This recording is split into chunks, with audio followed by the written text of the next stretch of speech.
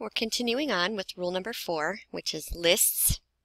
And when we use commas in lists, a list is to separate 3 or more items within a list. If you're going to the grocery store or talking about more than one thing.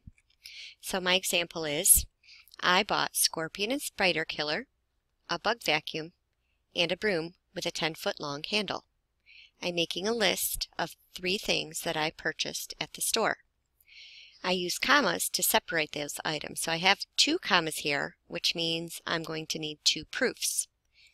In this case, though, the proof is going to be the same. The reason that the comma is here is because I'm starting a list. I put a comma before the last item in the list, and I know the last item is there when I see the word and.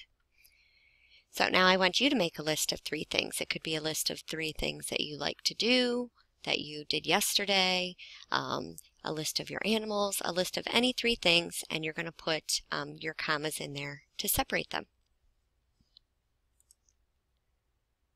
Rule number 5 deals with dialogue. Dialogue is when people are speaking.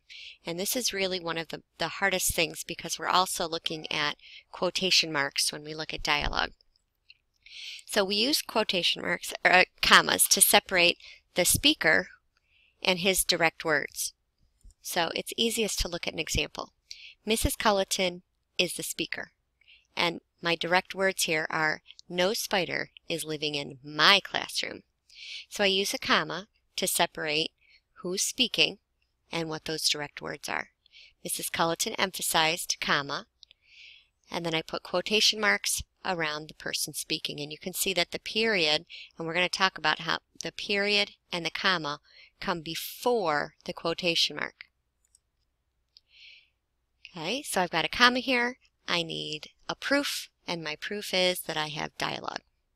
Now I could rearrange that sentence a little bit. Instead of the speaker being at the beginning, maybe the speaker is listed at the end. Step on any spiders you see, comma, instructed Mrs. Culleton. Either case, there's a comma separating the speaker from the speaker's direct words. Here's my comma, so I need a proof. Okay, and my proof is that I'm using it for dialogue.